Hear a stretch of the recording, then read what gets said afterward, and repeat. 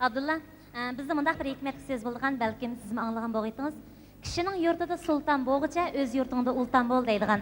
Meningce bu sözde yaqı yurtlarda, chet ellarda sarson bo'lib жүрген kishilar texim bekerek tushunsa kerak. Shundaq, ana yurt oltin beshik. Uning har bir tip gul giyasi, gul gulistani, qumbayavani biz uchun go'hardimi qimmatli. Ana yurtni qo'g'dash, uni suyish, uni azizlash hamda uni xuddi ona mehridek qadrlash tuvanda o'tgan mush barliq tomoshabinlarimizning hamda bizning bosh tortib bo'lmaydigan burchimiz. Endi Abdullahning ko'pchilikning o'zini taqdim etgan naqsi Qalg'ash.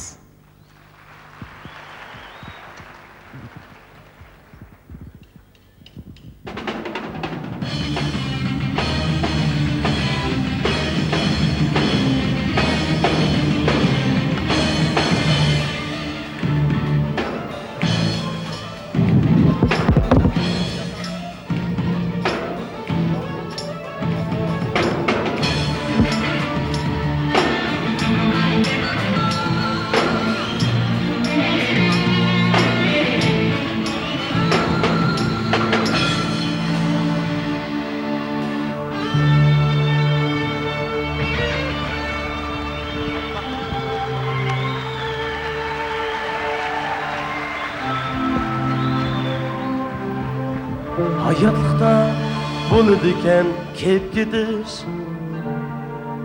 shuncha yig'ar lekin kechish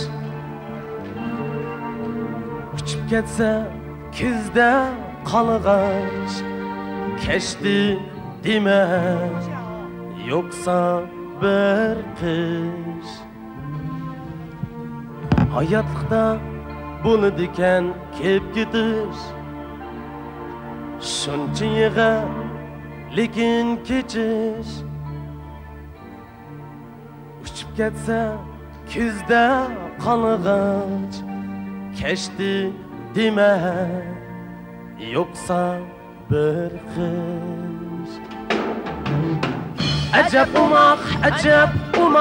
umaq qolg'ichi men uchun sen qadrdon bana sana iyday ketsang muket lekin keşmegin Qalg'ash bol men mu bulay peshayvon sana ajab umaq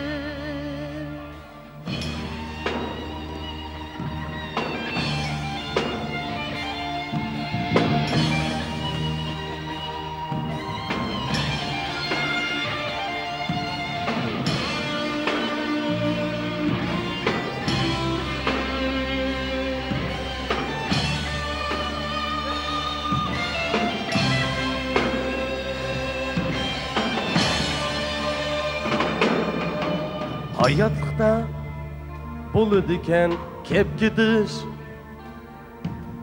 shuncha yig'ar lekin kechish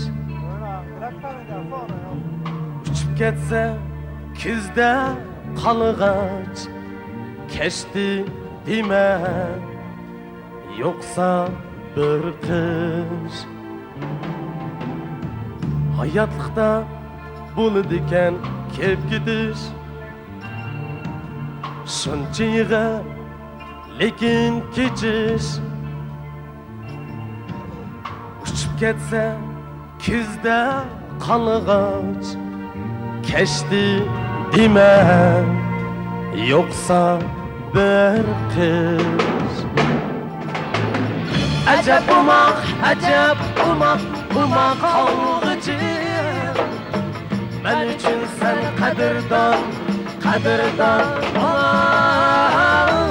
sana iyday ketsang muget lekin keşmegin Qalg'ash bu men mu bulay peshayvon sana ajab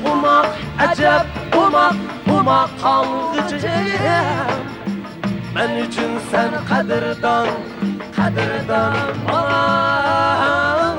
sana iyday ketsang muget lekin keşmegin Qalg'ash bol men mu bulay peshayvon sana